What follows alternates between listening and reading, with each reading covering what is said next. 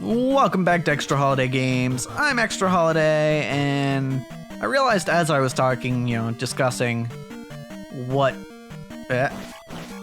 class Link would be, that there's a channel that I watch that actually talks about those sorts of things. It actually builds characters from various different media sources in D&D, specifically 5th edition. Tulok the Barbarian is the name of the channel on YouTube. And I'm pretty sure he actually did a episode or a video on Link specifically. I probably watched it. I just don't remember what he came up with. And also that it might have been a different Link, so I think it was probably like Ocarina Link. Gotcha. Ooh, all right. I actually handled that guy pretty nice. Oh god, this is the boss. Okay, we're leaving. We're not fighting the boss right now. In fact, I almost want to leave the palace just to secure this next level. So we might just do that, actually. I just need to make sure I don't die. Hi, guys. You're going the wrong way. Okay, you're just gonna fall to your death? Alright. Oh, do I need to jump to get back up? I hope, oh, I'm dead. Well, scratch that idea. Return of Ganon. Okay. It's very close to a level, but whatever. We'll just deal with it, I suppose. But yeah, Tulok the Barbarian. Highly recommend. His builds seem to be quite accurate most of the time. It's a fun idea, right? And to speak even more of Arcadum, because clearly I don't talk about him enough. But yeah, I think, I don't remember if it was this series, but I've definitely mentioned at some point on the channel that I've watched a lot of Arcadum's Session Zeros, the ones where they get all the characters set up and, make sure they have all the technical stuff figured out. I've watched a lot of Session Zeros that Arcadum's done, and one thing that Arcadum often says is a good starting point for a D&D character is just name a character you like in fiction, or even potentially real life. Just name a character you like and we can build that, is one thing he says. And it's pretty true. It feels like most characters from whatever works of fiction can be built in D&D. And that's one of the cool things about the game is, it's very versatile in what characters you can make. That's one of my favorite things about it. Let's go get a fairy real quick, because we did lose some life. Yeah, it's cool. I like how you can build just about anyone. I was talking, I mentioned in Minecraft, that series on the channel, that I realized that in Arcadum's games you could make Naruto, because it'd be like a warlock ninja multi-class. It would make sense. You'd have pretty much most of the powers you could do, and you know what? Even and I'd be remiss to say these sorts of things without acknowledging that sometimes Wizards of the Coast, the people who make D&D, specifically, oh god, this direction is a whole lot harder, it would seem. But yeah, Wizards will often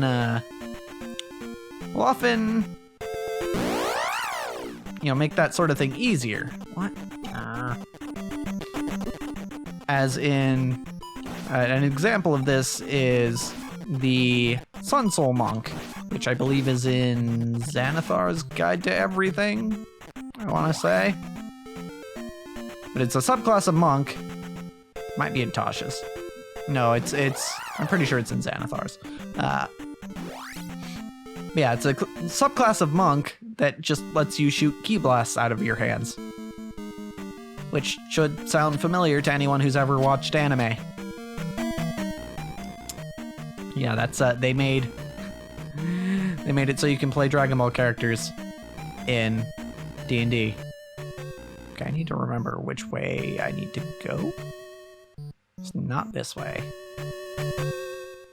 Okay. That way is just the... Ow. Dicks. Stop! How do I still not kill these guys in one hit? No, this isn't the right way. Yeah, you could play Dragon Ball characters in D&D by playing a Sun Soul Monk, except that they can't fly. Well, I mean, depending on your race that you pick. If you pick like an Aarakocra or something, then you can fly.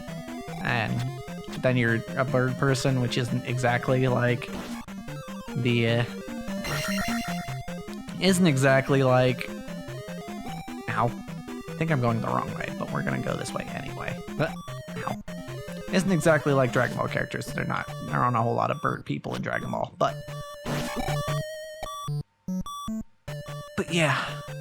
And it's funny because even one of the late game abilities that the Sun Soul Monks get is it's just like a shining aura around them that, you know, makes them stronger, and it's like, oh yeah, that's just Super Saiyan.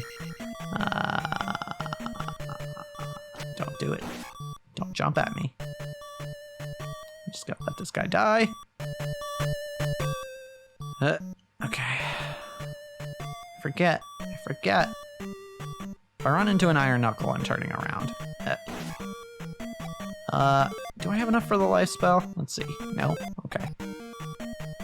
Then we will continue without it. Oh, yep, that's an Iron Knuckle. Leaving! Bye. I don't think this is the right way to go. And I don't have a lot of health, so I'm actually not sure what I'm going to manage. I guess clearing a screen is progress, but I jumped late. Cool.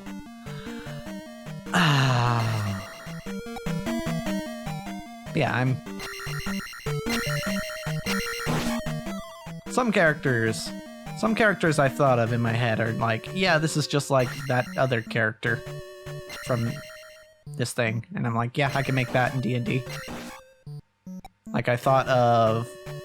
It's not exactly the same, but I thought of the idea of making a fighter that uses crossbows, hand crossbows, as their primary weapon. And I thought, oh yeah, and then they'd be like really mobile, and they could be like a monster hunter, and then I started to realize, oh, this is Vayne from League of Legends. I'm making Vayne. Okay. Or Quinn, because Quinn also uses hand crossbows. Oh, a hand crossbow. Vayne also only has one, but like, in D&D, there's really no reason to use one hand crossbow and not the other. Or a hand crossbow in one hand and not the other. Okay, I'm really starting to not like these guys. Yeah, that's the weird thing about 5th edition. And I feel like this isn't the right way either. I feel like I must be interpreting the rules wrong, because it seems wrong. But it seems like in 5th edition, if you have an open hand, you might as well have a weapon in it. Or a shield. As long as your other weapon isn't light or is light. Now, what am I? I'm confused. Where do I go again? I seem to have gotten lost. Yeah, this is not the way either. But yeah, it's like there's no real reason to just use one dagger in D&D, in 5th edition specifically, because if you've got a second dagger, then you just get a second attack, and yeah, you need a feat or a fighting style. It's a fighting style, actually. You need a specific fighting style to apply your dex or strength bonus to the damage roll, but there's still an extra die there. Like, you can deal 2d4 plus strength or dex instead of 1d4 plus strength or dex, which, 2d4 plus strength or dex is better than what you would deal with a rapier or this isn't the way. Or a longsword.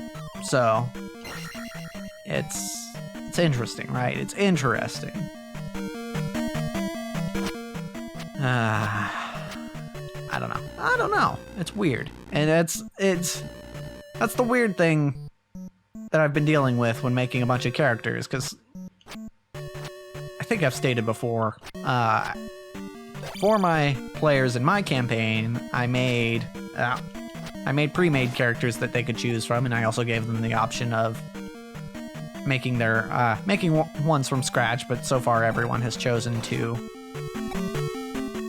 play a pre-made character that I made. And a lot of the characters who aren't like specifically using a great axe, or well, none of them are using great axes, because I personally think great axes are kind of lame. But nope, that's death. But basically any character who's not really like super martial focused, not focused on fighting with weapons, I gave dual daggers to. And it's just weird to me that it's like, oh yeah, the druid has 2 daggers, and that's just their normal form of melee attack. It's like, I guess I could have given them a quarterstaff, which would have been just as fine and made as much sense. But actually, for the specific druid I'm referring to, which is actually one that a player is playing, it made more sense to have the dual daggers in my head, because their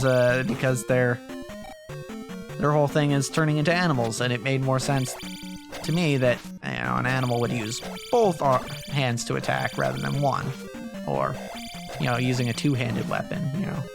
Two-handed weapon or a heavier weapon in one hand didn't seem to make a lot of sense to me. So. And especially not sword and shield, because animals don't use shields. Ow. I need to stop getting hit. Yeah, our party's druid has double daggers. And it's kind of bugging me. I mean, it was kind of bugging me, I should say. I guess I did need to go this way. It was kind of bugging me. And if you're listening to this, Ben, this is I'm not totally ragging on you, but I think it's just because you don't know the features of your class that well. He's used the wild shape feature multiple times, which is his character is built to use wild shape and use it well.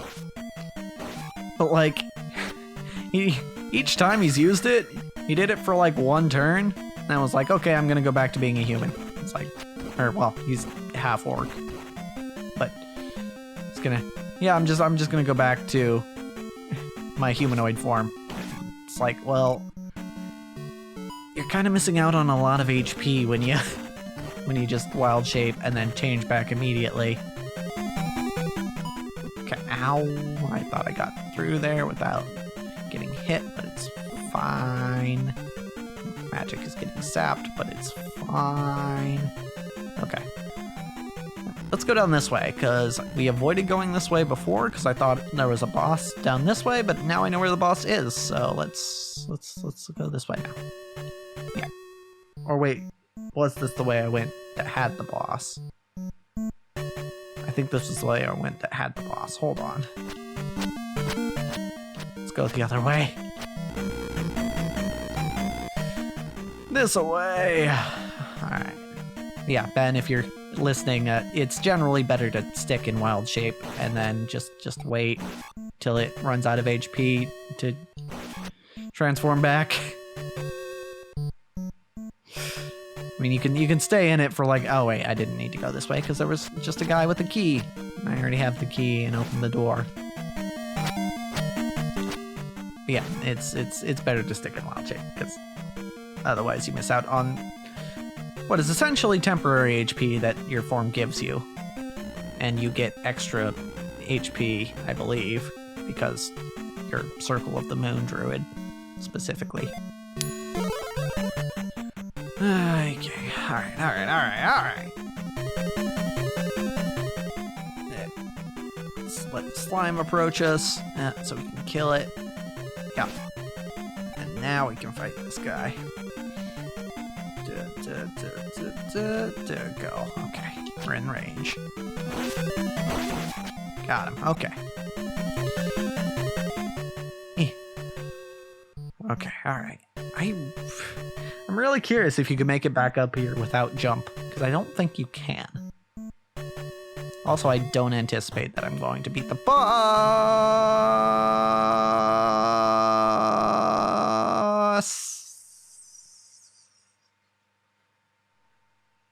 And I was correct. But maybe we'll beat the boss next time. Because, as for this episode, that's a wrap.